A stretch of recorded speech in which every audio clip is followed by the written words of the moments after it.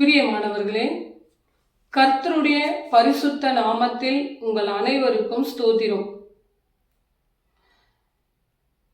நம் தேவனாகிய கர்த்தர் நம்மை தனித்தன்மை உள்ளவர்களாய் எதற்கு பிரித்தெடுத்தார், ஏன் பிரித்தெடுத்தார் என்று பார்க்கலாம். நம் தேவனாகிய கர்த்தர் நம்மை அவருடைய பிள்ளைகளாகவும் அவருடைய ஜனங்களாகவும் நம்மை தேர்ந்தெடுத்திருக்கிறார். நாம் ஒவ்வொருவரும் நம்முடைய தனிப்பட்ட வாழ்க்கையில உலகத்தின் செயல்பாடு போல செயல்படாமல், உலகத்திற்கு ஒத்த வேஷம் தரிக்காமல், உலகத்தின் போக்கிலே நாம் போகாமல் தேவனுக்குள் பயபக்தியாய் வாழும்படி நம்மை தேர்ந்தெடுத்திருக்கிறார்.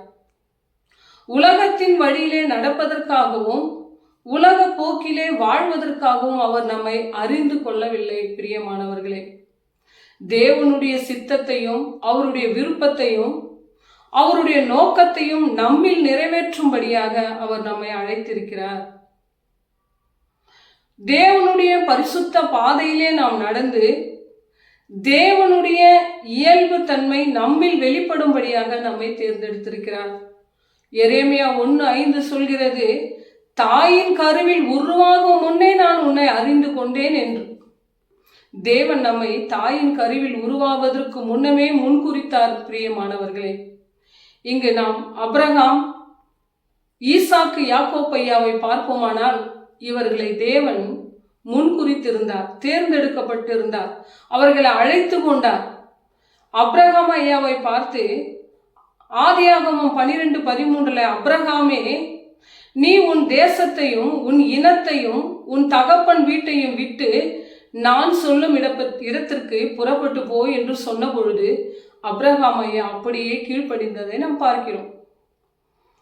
இங்க உபாகமம் 7:6 வாசிக்கிறோம், உன் தேவனாகிய கர்த்தருக்கு நீங்கள் பரிசுத்த ஜனம். இந்த பூ சக்கரத்திலே உன் தேவனாகிய கர்த்தர் எல்லா ஜனங்களிலிருந்தும் உங்களை பிரித்தெடுத்தார் என்று. அதே யாத்ராகம புத்தகத்தில் நாம் பார்ப்போமானால் 19:5 இங்கே சொல்லப்படுகிறது, இப்பொழுது என் வாக்கை உள்ளபடி கேட்டு என் உடன்படிக்கையை நீங்கள் கை கொள்வீர்களானால் சகல ஜனத்திலும் நீங்கள் என் சொந்த சம்பந்தமானவர்களாய் இருப்பீர்கள் என்று தேவன் சொல்லுகிறார். இங்கு அப்ரஹாம், ஈசாக்கு, யாக்கோப்பை அவர்களை தேவன் எதற்கு தேர்ந்தெடுத்தார் என்றால், இஸ்ரவேல் ஜனங்களை வழி நடத்துவதற்காக, தேவனுக்காக ஆலயம் கட்டப்படுவதற்காய், தேவனுக்காய் சபையை நிறுவதற்காய், இஸ்ரவேல் ஜனங்களை வழி நடத்துவதற்காக தேவன் தேர்ந்தெடுத்து கொண்டார். இரண்டாவதாக, பாவம் என்னும் இருளிலே வாழ்ந்த இஸ்ரவேல் ஜனங்களை வெளிச்சம் என்னும் பரிசுத்தத்தில் வாழ்வதற்கு வழி நடத்துவதற்காக இவர்களை தேர்ந்தெடுத்து கொண்டார். மூன்றாவதாக, தேவன் அவர்களை சொந்த ஜனமாய் சொந்த பிள்ளைகளாய் தேர்ந்தெடுத்ததின் நிமித்தம் அவர்களை அதிகமாய் வலுகி பெருகும்படி ஆசீர்வதிக்க தேவன் அவர்களை தேர்ந்தெடுத்து கொண்டார். நான்காவதாக,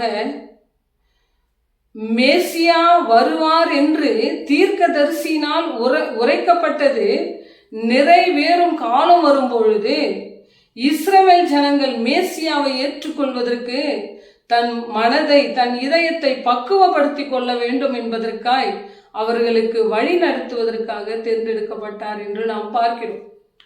நம்மை எதற்காக நம் தேவன் தேர்ந்தெடுத்தார்? நான் கர்த்தராகிய இயேசு கிறிஸ்து நம்மை எந்த நோக்கத்திற்காய் தேர்ந்தெடுத்து கொண்டார்?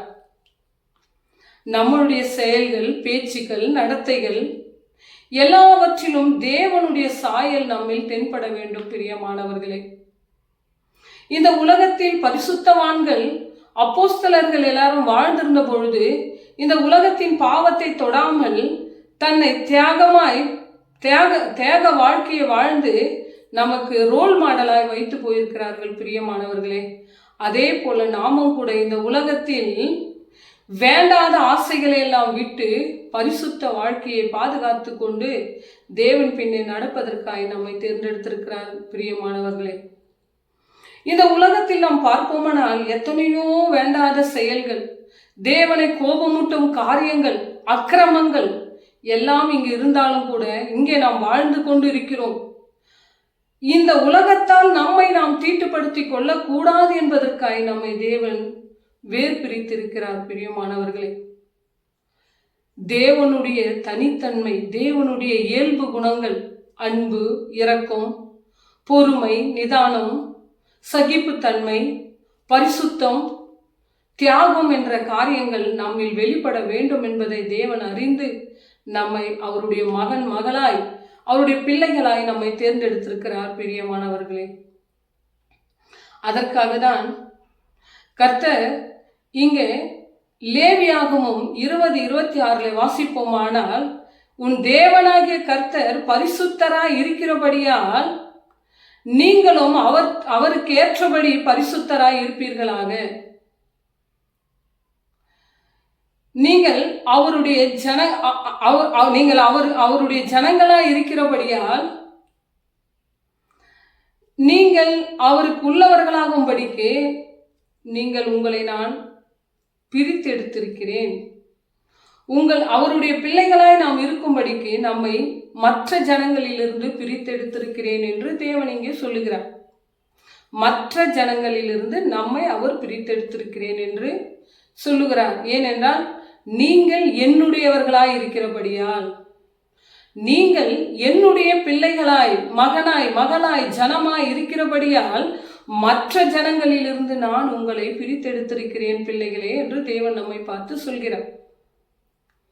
இப்படி பிரித்தெடுக்கப்பட்ட நாம் தேவ பயத்திலும் தேவ பரிசுத்தத்திலும் தேவனிடத்தில் நம்மை அர்ப்பணித்து நடக்க வேண்டியது முக்கியமாக இருக்கிறது. பிரியமானவர்களே, இங்கே பார்ப்போமானால் முதல் பாயிண்ட்ல தேவனுடைய சாயல் நம்மில் வெளிப்படுவதற்காக நம்மை வேர்பிரித்தார். இரண்டாவதாக, ஆவிக்குரிய வாழ்க்கையில் நாம் பரிசுத்தத்தை பாதுகாத்து கொள்ள வேண்டுமானால் தேவனிடத்தில் நம்மை நாம் அர்ப்பணித்துக் கொள்வதற்காக நம்மை பிரித்தெடுத்தார். மூன்றாவதாக பார்ப்போமானால், ஆவிக்குரிய வாழ்க்கையிலே எது சரி எது தவறு என்பதை அறிந்து உணர்ந்து சரியான பாதையிலே நாம் நடக்கும்படி நம்மை அவர் தேர்ந்தெடுத்து கொண்டார்.